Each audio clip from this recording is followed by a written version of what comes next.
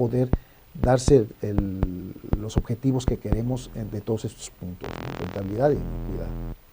Perfecto. Médico, ¿cómo nació esto? Bienestar animal es una palabra, es un concepto que de alguna manera yo sé que al igual que a nosotros, a toda nuestra audiencia, por alguna razón, a alguno de ustedes nos puede generar un poquito de ruido, puede parecer un concepto nuevo, un concepto joven que falta por desarrollarse aquí en el país, pero explícanos un poquito, médico, cómo nació esto, cuáles fueron los detonantes de iniciar a practicar el bienestar animal. Y el bienestar animal, como te decía al principio, viene de la sociedad civil, no es un término médico, pero surge más o menos, se considera que empieza a tener un poco de movimiento a mediados del siglo XX, del siglo pasado, ¿no? Por ahí de 1960, 1950, empieza en Inglaterra, en Reino Unido, a trabajar un poquito estos grupos, a ver que necesitaban proteger un poquito más a los animales, empezaron a hacer algunos movimientos, se crea incluso una asociación, Welfare Work, que es el bienestar mundial y de animal, pues una asociación mundial de la protección de los animales, del bienestar de los animales, el welfare, ¿no? Entonces se establece eso, queda establecido, es en 68 donde ya se establecen reglas y todo eso, y va muy bien. Ahí todo eso en proceso es como empieza a dar frutos, ¿no? A mediados del siglo.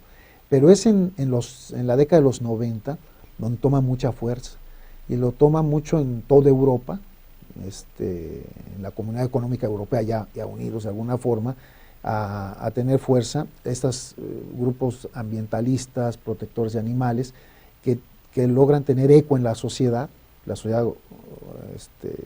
europea, que es muy participativa, logran darle fuerza a estos grupos y llegan a hacer incluso legislaciones a favor de esto, que hoy por hoy están funcionando en Europa. Entonces es donde toma más fuerza y es donde empieza a hacerse más ruido, porque antes sí se hacía, pero no se escuchaba tanto. A partir del 90 se escucha más.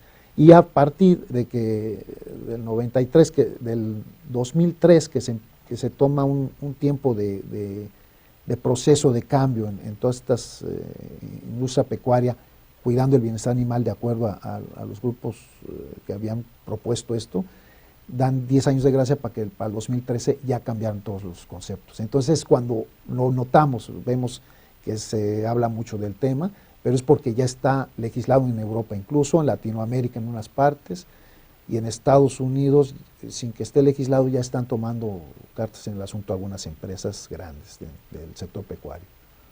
El productor es el principal responsable y el principal, de alguna manera, detonante, o es la punta de lanza para que esto empiece a generarse, a practicarse en los sitios de producción pecuaria, ¿no? Entonces, platícanos un poquito, y para toda la parte de nuestra audiencia que de alguna manera están relacionados al sector que tú participas, porcicultores, productores, en los diferentes segmentos, no solamente del sector porcícola, sino también de los otros sectores productivos. En esa parte, platícanos cuál es la importancia en la parte pecuaria, la aplicación del bienestar animal, y específicamente en la parte productiva, más allá del trato digno que decíamos hace un ratito. Sí, es muy importante que se retome esto en las granjas. De hecho, muchas granjas lo están haciendo sin darse cuenta. Te voy a decir una cosa, muchas granjas, las más eficientes, las más productivas, que son muchas que están trabajando con buenos resultados, aquí en Jalisco, que es específicamente en todo el país, están haciendo bienestar animal sin darse cuenta, ¿no? O sea, lo están haciendo. Pero sí tenemos que ser más puntuales, analizarlo más, tomar más en cuenta lo que son las buenas prácticas pecuarias, para ser más específicos en eso, ¿no? Ahorita no se tiene que certificar una granja en bienestar animal, como en Europa se hace, pero lo podemos hacer con el simple hecho de que es rentable mantener el bienestar animal de los animales. Nos da beneficios productivos el tener un puerco en equilibrio sano y así que en un adecuado bienestar animal, ¿no? Sí, es productiva. Y te podía citar cosas específicas de puntos. Por ejemplo, mira,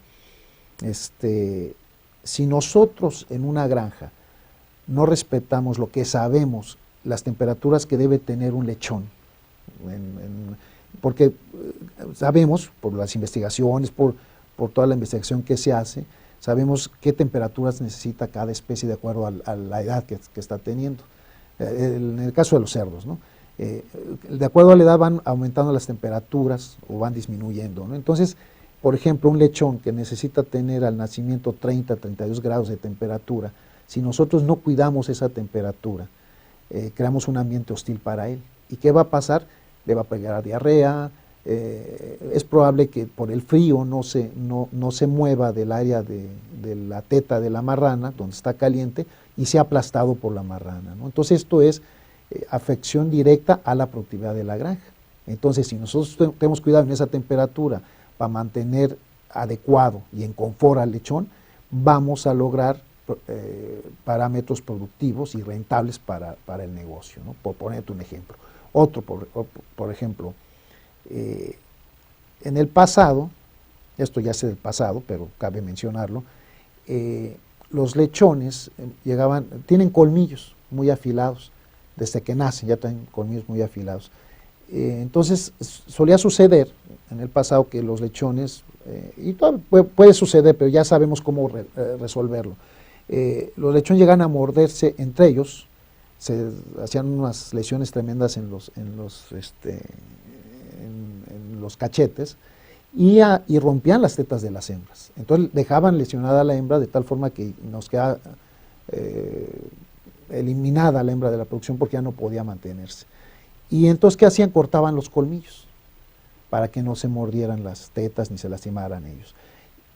Trabajando etológicamente con todo esto, se detecta que el problema no era los lechones con sus colmillos, sino la falta de tetas suficientes o cantidad de producción láctea para los lechones. Cuando no hay esa cantidad suficiente, un suministro adecuado de leche, todos los lechones empiezan a pelearse. Entonces hay que tener cuidado más bien en ese proceso, tener la cantidad de lechones de acuerdo a tetas disponibles y que la marrana esté sana para que esté dando la leche suficiente. Y con eso no hay mordeduras. Hoy por hoy no hay un productor que corte colmillos, ¿no? A menos que sea muy necesario, ¿no? A menos que sea muy necesario, incluso en Europa está establecido que puede, en un caso urgente necesario, puede establecerse un corte de colmillos de la forma adecuada. Pero prácticamente todas las granjas ya no están descolmillando, ya no causamos esa lesión a los lechones porque resolvimos el problema dándole el bienestar adecuado a la marrana como a los lechones, ¿no? Y así muchas cosas más se pueden resolver específicamente mejorando el bienestar animal y mejorando la productividad. Excelente. Médico, comentaba que el bienestar animal pues tiende a ser un concepto algo ambiguo, si lo quieres ver desde el punto de vista en su aplicación. Sí. Se puede interpretar de muchas formas, se puede malinterpretar de muchas otras. Entonces, específicamente, ¿cómo se mide o cuáles son los indicadores para poder determinar el cumplimiento en el bienestar animal? Okay. Yo como productor, los que nos están viendo como productores, ¿cómo pueden medir el bienestar animal? Sí, ese es un tema interesante y quisiera abundar un poquito más en el sentido, sí hay formas de medirlo y eso nos toca a los médicos, pero es muy importante. ¿Por qué digo ambiguo? Es el término ambiguo porque para ti puede ser un término, bienestar animal es tener bien al animal, eso es un hecho, el término está claro, tener bien a la especie animal, pero ¿cómo lo vamos a tener bien? Ese es lo ambiguo, ¿no? Para ti a lo mejor tener un perrito, bien es tenerlo abrazado todo el tiempo aquí, arropado y todo eso, y para mí es tenerlo como un perro, contento, chiqueado, pero como perro, ¿no? Y entonces podemos cambiar nuestro punto de vista, y en esto podemos encontrar muchas fallas en el bienestar animal, y esto es importante que la gente lo analice, la gente en general, la ciudadanía, porque causamos más daño a veces por una mala interpretación del bienestar animal. Hoy por hoy encontramos, hablando de otras especies como los perros, perros con problemas de estrés, gastritis, diabetes, obesidad, neurosis, perros neuróticos, que de repente los hemos hecho tan chiqueados que terminan siendo un daño para ellos, ¿no? No es conveniente a veces protegerlos demasiado, humanizarlos tanto.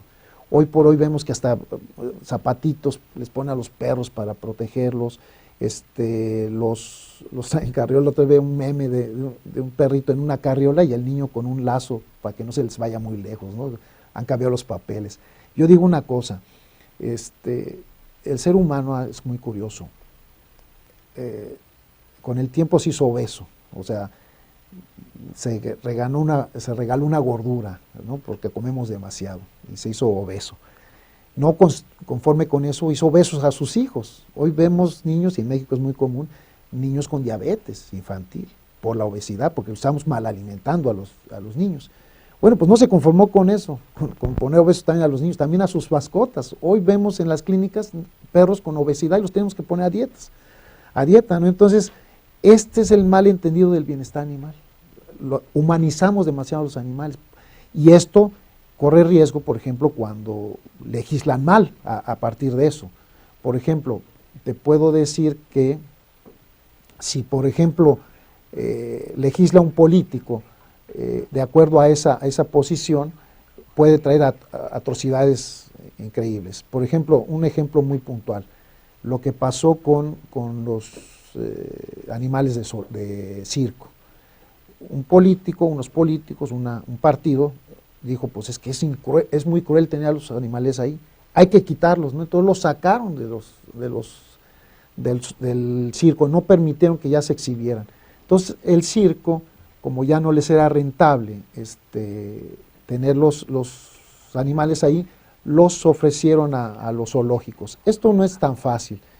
Si nosotros mandamos a un zoológico un elefante, por decirlo, el elefante, o sea, no es tan fácil decir, oye, te doy un elefante al zoológico y viene para acá. No, un zoológico tiene establecido cierta cantidad de espacios para el elefante. No es fácil, construir un espacio para un elefante es carísimo, para un león, y luego alimentarlos. Hay un presupuesto que tienen los zoológicos. Entonces no pudieron recibir tantos animales de circo en los zoológicos y terminaron quedándose en lugares inadecuados y murieron esos animales. Entonces, un malentendido bienestar animal, tomándolo en cuenta, estos animales habían nacido en cautiverio prácticamente, era un maltrato, no es justo lo que estaban haciendo, pero no era sacarlos de ese ambiente y meterlos al otro, porque lo que hicieron fue matarlos, y eso no se vale, eso es más maltrato animal, y eso lo tiene que entender la sociedad, eso no lo sabe la sociedad,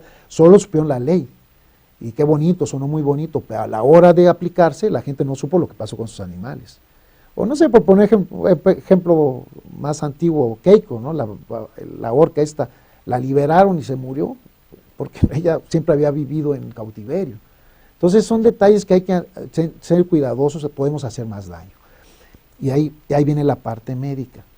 Nosotros como médicos tenemos herramientas técnicas, como te digo, el bienestar animal es un término de la sociedad civil y qué bueno, nos ha hecho mejores como médicos profesionales esa presión de la sociedad, nos ha hecho mejores, pero tenemos técnicas para medir el bienestar animal. Tú me preguntabas cuál es, pues es la etología.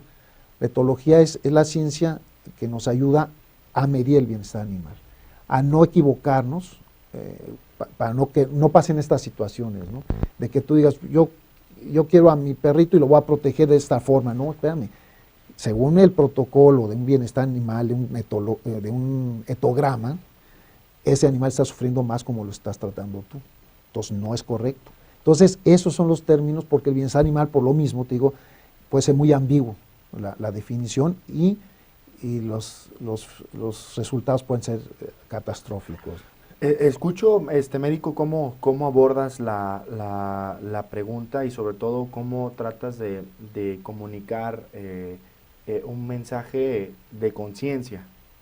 Entonces, preguntarte, ¿el tema de bienestar animal atiende más a una práctica proteccionista que a una cuestión comercial, a una cuestión de crecimiento, a una cuestión relacionada a la calidad de los productos finales? Surge a partir de una protección totalmente de los animales. Las personas que protegen, de protectoras de animales y medioambientalistas, buscan proteger a los animales realmente. Esa es su función, ¿no? Y los médicos veterinarios lo tomamos como un reto, porque es válido, es muy interesante y yo respeto y valoro mucho esta decisión de la ciudadanía de proteger a los animales. Lo que yo pido es que lo hagamos con inteligencia y con conocimiento científico, ¿no? Para no cometer errores. Pero no lo hacen con esa, ellos propiamente no lo hacen para producir más, ellos lo hacen por proteger, ¿no? Entonces nosotros tenemos como médicos que mediar esa situación, porque entonces, si por ejemplo el productor dice, no, es que hacen sufrir a los animales de granja, ¿no? Pues los animales de granja están diseñados técnicamente para eso, para alimentar a una población cada vez más necesitada de proteína de origen animal. Entonces necesitamos producir proteína animal, y ¿cómo lo hacemos de forma eficiente? Si lo hacemos como ellos pretenden, pues ponemos una situación muy complicada al productor, ¿no? Entonces tenemos que ser muy cuidadosos. En Europa tuvieron que trabajar mucho los médicos para mediar esta situación y decían, sí se van a hacer cambios, decían los médicos europeos, se van a hacer cambios siempre y cuando estos permitan ser rentable el negocio. No vamos a hacer cambios si acaban con la rentabilidad de los negocios, porque entonces acabarían con una actividad que va a traer un problema serio de desabasto de alimento, que es, de por sí estamos muy limitados en esta parte a nivel mundial, como para que pues extingamos una actividad como esta, ¿no? De la producción de carne, ¿no? Entonces sí, ellos lo hacen por otra situación, pero nos corresponde a nosotros como médicos darle ese fin productivo y equilibrar las cosas, ¿no? En la parte social también es importante mencionar, médico, que la situación relacionada directamente con la cuestión proteccionista o la parte de la labor de proteger a las especies animales, no importa si son de origen comercial, si son salvajes, en fin, cualquier tipo de especie animal existente, eso inclina también hacia un tema relacionado específicamente hacia las nuevas culturas, las nuevas formas de alimentarse de los seres humanos hoy día. Entonces tenemos ahí la situación de personas que de alguna manera, derivado a esto, no comen carne, derivado de este tipo de circunstancias, videos que circulan en redes sociales, en diferentes portales de internet, donde ven el salvajismo, pues, y la parte inhumana en la que se tratan a los animales al momento de sacrificarlos para poderlos producir en un alimento, ¿no? Para poderlos transformar en un alimento. Entonces, en esa parte sí vemos una inclinación hacia ese tipo de costumbres o nuevas tendencias. ¿Existe un riesgo en ese sentido para los dos lados? Claro que es un riesgo, claro que es un riesgo, sí tendría que ser un riesgo si esto se difunde más, ¿no? Toda persona es libre de alimentarse como quiera, ¿no? Pero lo peligroso es que pueda extenderse a mayor gente y causen un desequilibrio en todo esto, ¿no? Mira, los veganos, que se alimentan pues prácticamente nada de proteína animal, checaba la otra vez un dato de un médico humano, alópata, pues, que se pone en una dieta de vegano con una nutróloga amiga de él, y empieza a hacerse, se hace estudios, se hace sangrado, se hace unas muestras de laboratorio para ver cómo estaban todos sus niveles, ¿no? Se aplica la dieta vegana, y lo primero que le empieza a pasar es que se le cae el cabello, se le empiezan a quebrar las uñas, baja de peso notablemente, se siente muy débil, con sueño.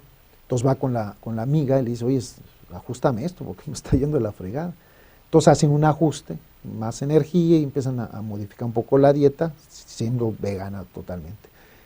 Eso es la adaptación. Una vez que se adaptó y que le adaptaron la dieta, pues se completó todo esto, volvió a subir al peso normal y salió adelante el experimento. Se vuelve a hacer estudios al final y ve que pues niveles como triglicéridos, colesterol, se nivelan muy bien, se mejoran con esta dieta. Eso es un sinónimo, no es tanto que la dieta sea buena, sino que simplemente equilibró la dieta con nutróloga, pues lógico que tenía que trabajar de esa forma. Fue una dieta 3 veces más cara que la normal, eso lo establece él, y no sirve para bajar de peso, porque finalmente recuperó su peso, ¿no? Es una opción, pero finalmente tuvo que alimentarse con suplementos para complementar lo que le faltaba. Y yo digo una cosa, tenemos siglos y siglos, el ser humano, de ser omnívoro.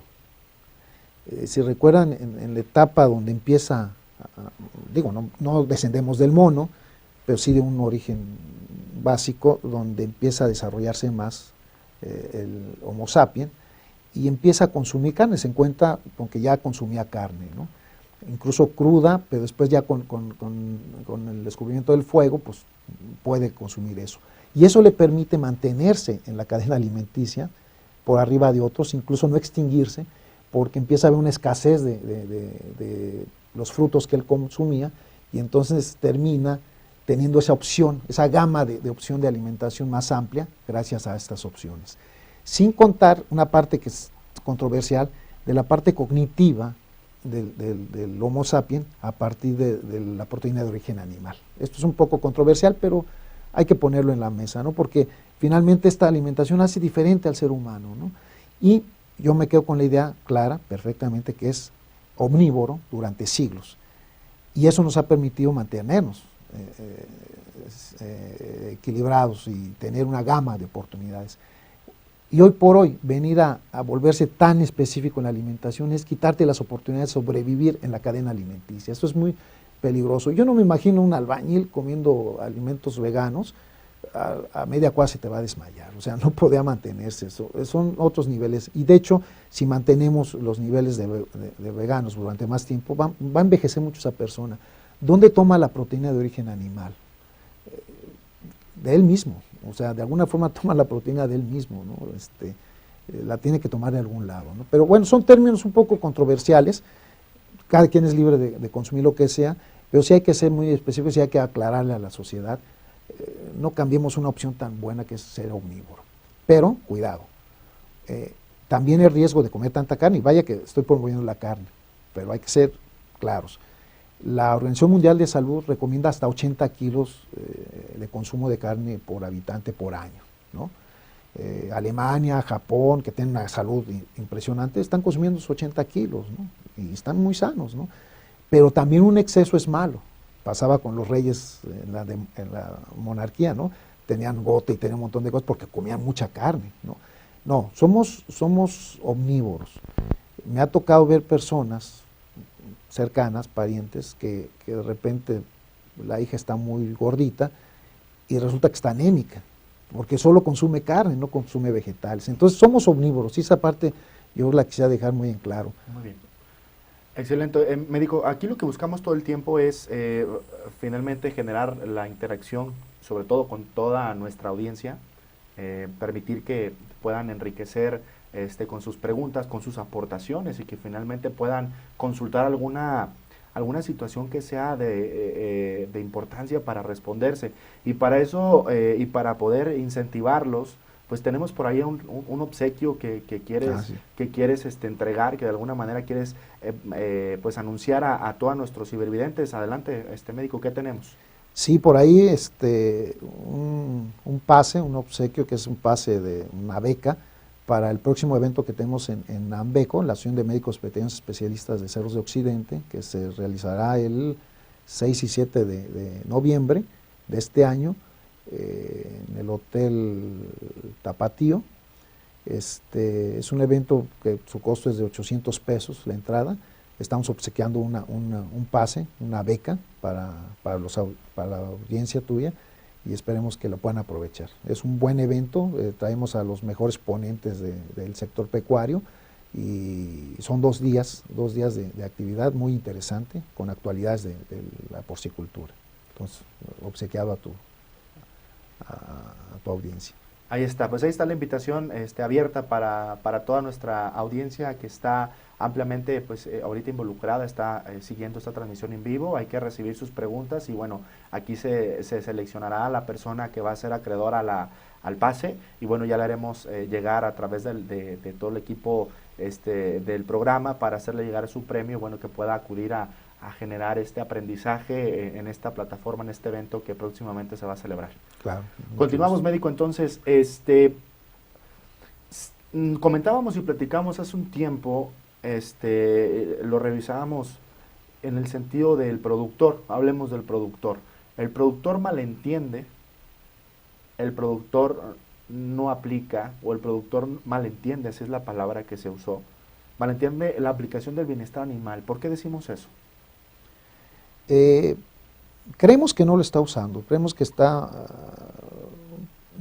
que no entiende muy bien lo que es el bienestar animal y no lo aplica o cree que no lo está aplicando. Pero la Unión de Porcicultores, por medio del director general, que es Iván Espinosa, quiso sondear esta información con los productores.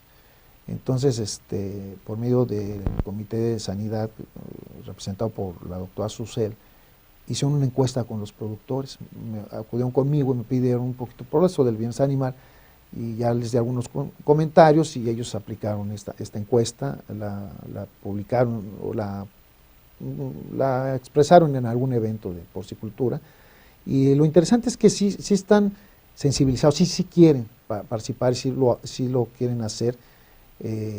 Tienen un poco de miedo porque piensan que va a haber muchos cambios. El porcicultor nacional ha sufrido mucho, de repente ahorita ha estado con una situación de margen más o menos razonable, pero ha pasado momentos difíciles. Entonces de repente le llegan las instituciones a pedirle que haga tal medida, que haga esto, que haga el otro, entonces dinero extra que se le agrega a la rentabilidad del negocio, entonces a veces están un poco preocupados por esto, ¿no? Y aquí la intención es, y aprovechando este medio, es tratar de hacerles ver que no es nada del otro mundo, que es algo que muchas veces lo hacen y que no se han dado cuenta, y que si hay actividades dentro de su granja que no están haciendo con bienestar animal, les va a perjudicar productivamente. Si lo que queremos es hacer rentable el negocio, el bienestar animal, yo les aseguro, es sinónimo de productividad. Sí se puede, sí, de alguna forma, si nosotros hacemos una auditoría de bienestar animal y encontramos detalles que fallan, decir, corrige esto en esta forma y en esta forma, dentro de lo posible, sin hacer tantos cambios y todo, puede funcionar, debe funcionar y la rentabilidad se va a ver reflejada, ¿no? Entonces, médico, ¿cómo estamos en bienestar animal?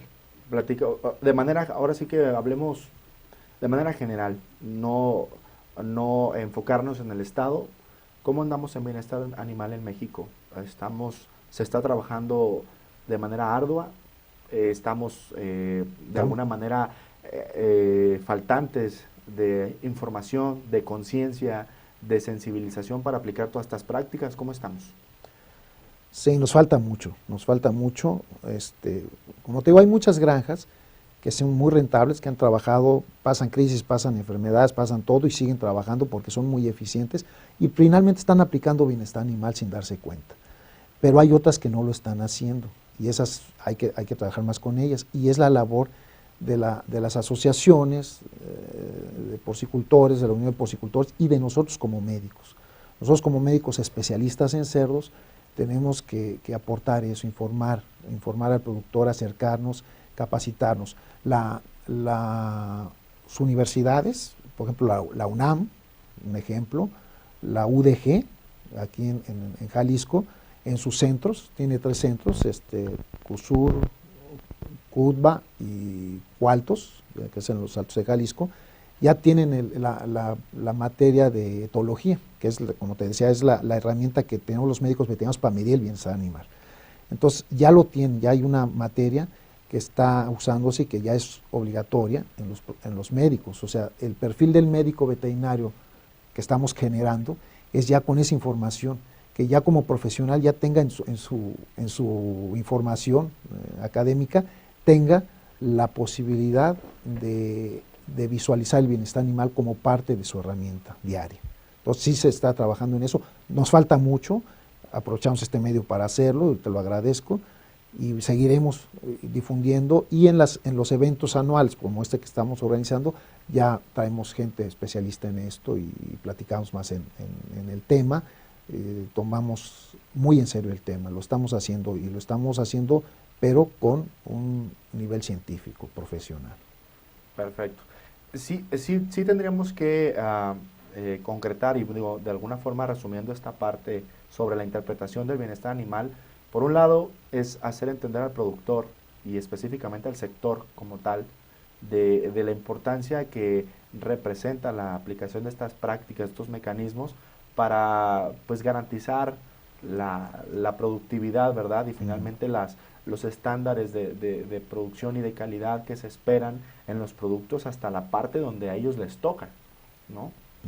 Por otro lado, sí, de alguna manera, por alguna situación secundaria o indirecta, puede haber una afectación a la inocuidad en el proceso y por ende generar algún riesgo para ya sea para la parte de la cadena alimentaria que sigue o que le toca manipular ese producto o directamente al consumidor cuando se habla de consumo local, ¿verdad? Cuando no es consumo a nivel nacional y que va la persona, que va el consumidor a la carnicería y va y consume un producto con toda la confianza que pues está el producto completamente en buenas condiciones para consumirse. Pero también atiende una situación netamente humanista, una situación de sí entender que es necesaria la alimentación de proteína, necesitamos la proteína animal, necesitamos consumir proteína animal, necesitamos producir carne. Sí, obviamente hay mucho que trabajar por la cuestión ahorita que estamos viviendo y con la agenda de la FAO para el 2030, donde se busca pues ahora sí que la sustentabilidad de todos los sectores productivos de la actividad económica en producción de alimentos y que al mismo tiempo se busque ser amigable con el medio ambiente, que es una situación que ahorita estamos viviendo bastante. Yo creo que sí es producir, pero producir bien. ¿No cree? Sí, sí, sí, eso es necesario y se está trabajando mucho en eso, ¿no? Digo, el bienestar animal, te comento, hay mucho que hay que hacer todavía, pero no por eso significa que estemos haciendo malas cosas. De alguna forma, el productor, el sector, está trabajando mucho en eso. Por ejemplo, nosotros... Bueno, ahorita nos decías, médico, que decías que como tal nos falta mucho. Sí hay muchos productores todavía que tienen en condiciones insalubres, tienen en condiciones completamente inconcebibles, sucias, situaciones donde hay aglutinamiento de animales en espacios muy reducidos, olores fétidos, mal manejo de los desechos, mal manejo de los residuos, de toda esta parte que hace a vivir al animal en un ambiente de estrés constante. Y eso finalmente no es secreto para nadie y es una situación que se difunde en redes sociales, en plataformas, ahí esa parte, sigue habiendo esa mala práctica, esa falta de humanidad y ese sentido que nos hace, o sea, son seres vivos igual que Sí, nosotros, ¿no? sí, sí las hay, sí hay granjas en esas condiciones, pero digamos que se están haciendo el harakiri solos. Te voy a decir por qué.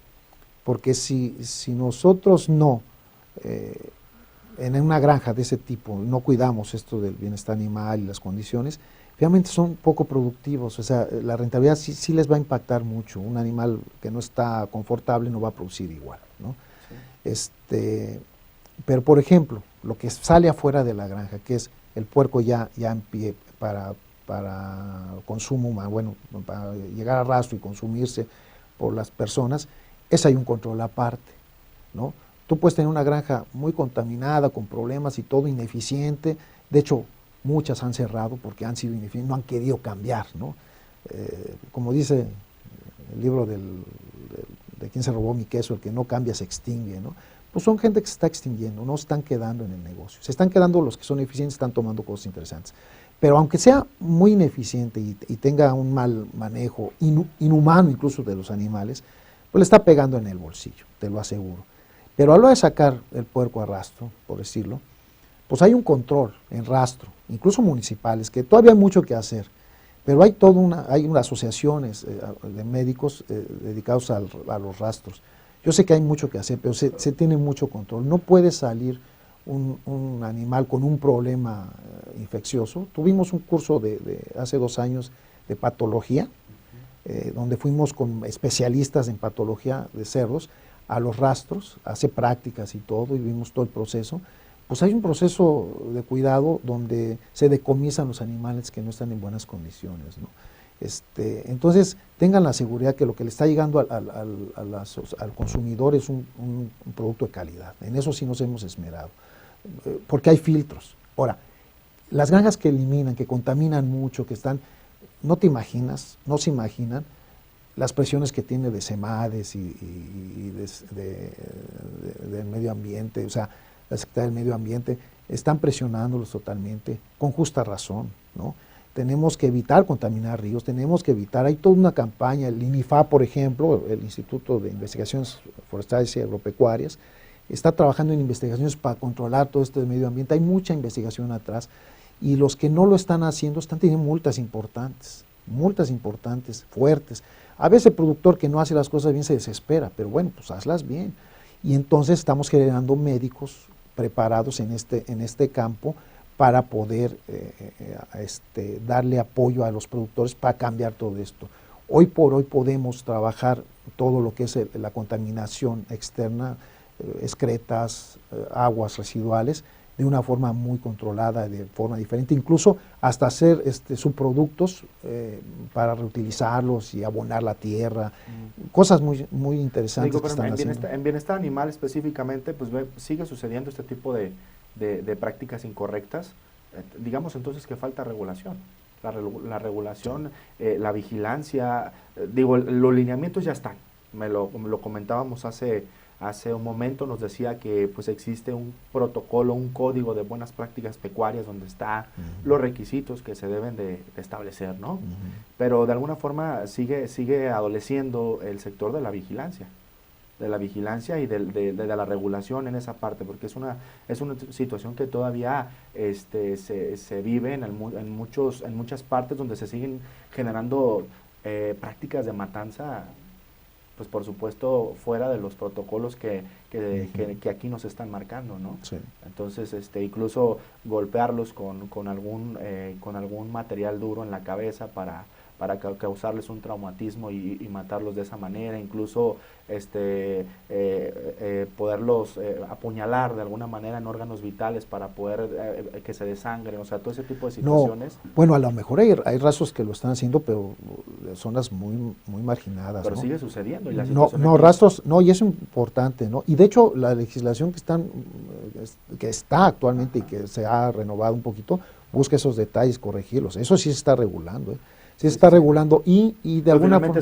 Finalmente decimos bienestar, lo hace que los derechos de los animales también tienen que ser respetados y deben de ser todos por igual, ¿no? Y finalmente también, en segundo plano, pues cuidar que ese producto vaya bien al consumidor. Sí. De hecho, te digo, hay médicos especialistas en manejo de rastros, de movilidad de animales y toda esta situación, y esto de apuñalar a un cerdo prácticamente ya no se hacen los rastros, se tiene con la pistola desensibilizadora, es como se está matando en el rastro, No hay, si hay un rastro que lo haga, lo pueden denunciar con toda cuidado. Si está en zonas muy marginadas, que lo hagan todavía clandestinamente, no sé. Digo, en la pasado, en los pueblos más pequeños, pues salía el cuate que mataba un puerco y sacaba su pañuelo rojo, parecía que hubo un puerco fresco, ¿no? Que se mató un puerco. Ahí a lo mejor sí, pero los rastros municipales, el de Guadalajara, los rastros que conocemos de las zonas urbanas, están controlados y están bien controlados hay médico que está certificado, que está verificando eso y lo están regulando. Si él comete alguna irregularidad, le cuesta el puesto. Entonces sí está haciendo, sería cuestión, digo, de checarlo, incluso que inviten a gente de rastro para que vean todo el proceso. Sería interesante gente que vengan a platicar un poquito de todo lo que se ha tratado de hacer. Sería interesante también entonces conocer alguna especie de estrategia que se pudiera de alguna forma implementar pues, para acabar o erradicar definitivamente con todo eso, ¿no cree?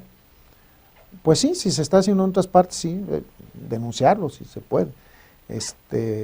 Pero te digo, en los rastros así urbanos que estamos conociendo más comúnmente, por ejemplo el de Guadalajara, sí se tiene, y he estado yo en el rastro, ya no hay. En Ciudad Guzmán todavía me tocó una matanza en el rastro que ya cerraron el municipal, y la matanza fue así, un rastro muy viejo desde luego, ya lo retiraron e hicieron uno nuevo, ya más tipo TIF, ¿no? Entonces sí, tal vez, y tenemos que trabajar mucho en hacer más rastros TIF, ¿no? Y motivar al productor a matar en rastros TIF.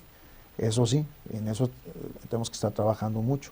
pero los ratos municipales que tienen que existir por ley están haciendo su trabajo, están vigilados, ¿no? No más que luego los vemos, digo, no es nada agradable ver morir a un puerco, ¿no? Pero bueno, tiene que ser, de alguna forma lo tenemos que hacer, pero sí se está haciendo con los protocolos y los cuidados que nos pide la norma.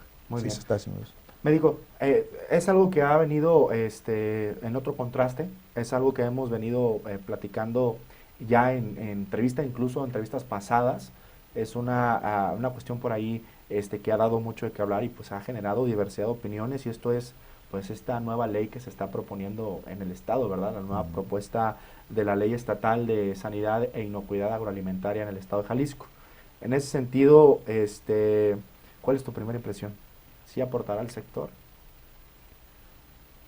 Pues sí, la intención es aportar al sector, quizás lo complican un poco la situación, pero ahí yo lo que digo, y es un reclamo que yo hago, que debían apoyarse con los médicos, se brincaron un poco a los médicos y no nos tomaron en cuenta. Habíamos estado en pláticas para poder intercambiar informaciones y todo, y nos brincaron.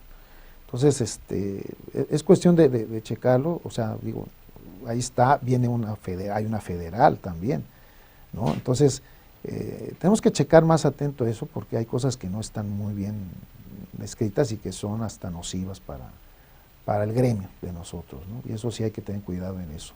Y creo que hemos hecho una labor interesante, nos hemos acercado a las instituciones para poder intercambiar información y llegar a felices términos entre todos, ¿no? ¿No consideras que fuera necesaria la implementación de esta nueva propuesta? Digo, en su momento, cuando se vuelva vigente, todavía no lo es, ya teniendo una ley federal, o sea, ya tenemos una ley federal, ¿para qué una estatal? Suele pasar eso, y sí sucede, sí. Hay leyes federales y hay estatales, y de alguna forma los estados suelen ser soberanos y tener su propia ley, y sí sucede, y es válido. De repente a lo mejor un estado puede tener diferentes puntos de vista, es válido. Lo que yo digo es que deberíamos estar involucrados todos los involucrados en el sector. Bueno, nos comentaban que se había generado una gran, ahora sí que una gran integración de las partes interesadas que de alguna manera se involucran con el sector primario. Entonces, no fue del todo, me comentas que, o sea, no fue del todo a lo que comentas. Sí, en el último momento se brincaron y eso no fue muy correcto, pero estamos en la intención de poder echar, sentarnos y platicar y tomar los beneficios, porque sí beneficia de alguna forma el actualizar las leyes, ¿no? Yo creo que sí vale la pena actualizarnos y modernizarnos, y estamos dispuestos nosotros, pero sí que nos consultemos más, ¿no? Que estemos más cercanos, ¿no? Desde el enfoque, tú, desde tu trinchera, desde la parte que ustedes gestionan médico, ¿qué consideras que deberían de haber contemplado o que deberán contemplar en esta nueva propuesta, específicamente del sector que tú representas? ¿Qué aspectos crees importantes? Digo, ya se está trabajando, ya se está haciendo. ¿Qué aspectos crees importantes que deberían fortalecerse y que deberían de estar en esa ley? Pues, por ejemplo, sí, hacer supervisiones a las granjas, sí lo acepto, pero con un proceso paulatino de mejoramiento, de dar lineamientos y basado a las buenas prácticas pecuarias que existen, solo implementarlos y dar un cierto plazo para irlas aplicando, y nosotros como asociaciones podemos apoyar mucho en eso. En Jalisco existimos 2 asociaciones de médicos especialistas de cerdos, por poner el tema en cerdos, ¿no? Eso en todas las especies, pero en el caso de cerdos hay 2 asociaciones de especialistas.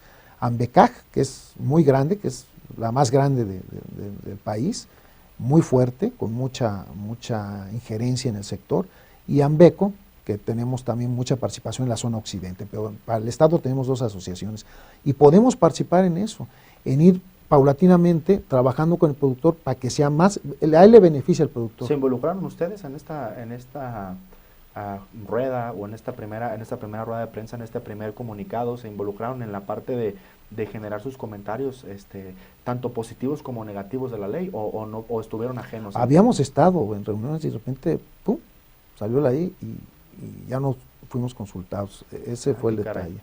Ese fue un detalle que queremos platicarlo de alguna forma, vamos sentando y vamos platicando y actualizando. Estamos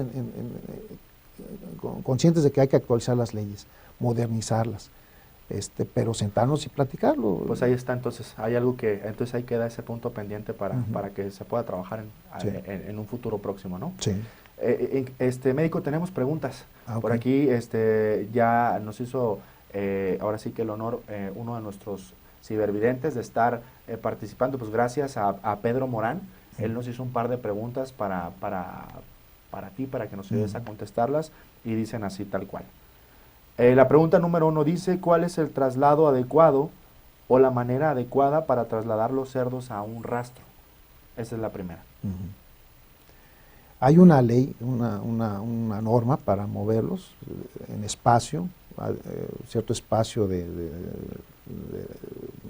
corralitos que tienen los camiones, moverlos a cierta distancia. Si es una distancia más larga, sí se recomienda incluso el tener suministro de agua, y moverlos en horas que no sean muy calurosas, ¿no? Moverlos normalmente de madrugada, casi de noche, ¿no?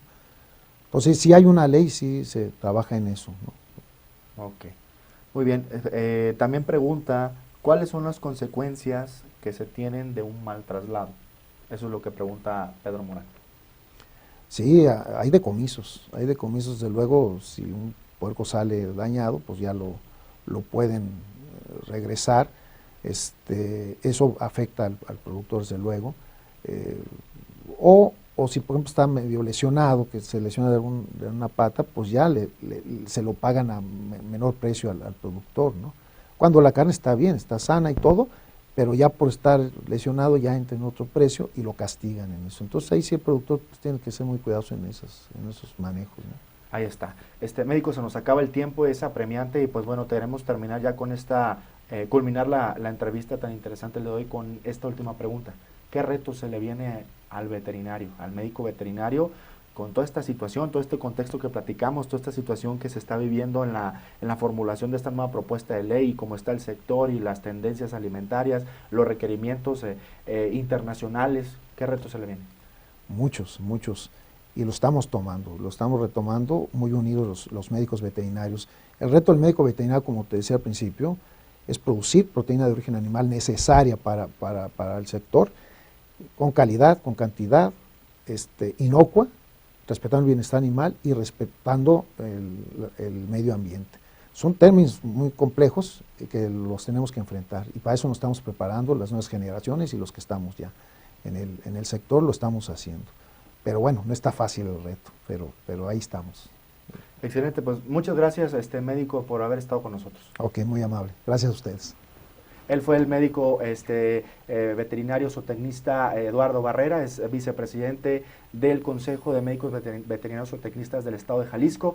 Pues por hoy hemos llegado al final de nuestra emisión. Recuerden que tenemos pues una cita el próximo martes en punto a las 12 en este mes, el mes pecuario. Vamos a estar publicando ahí en todas nuestras redes sociales y demás sitios oficiales todo lo que es en relación a los temas y los invitados que vamos a estar teniendo. Agradecemos también a la persona que apoyó en su participación. Ahí le vamos a hacer llegar de manera puntual su premio, y como tal también, si necesita indagar más, abundar más en la respuesta, pues con todo gusto le proporcionaremos los datos del médico, si nos lo permite, para que se pueda retroalimentar.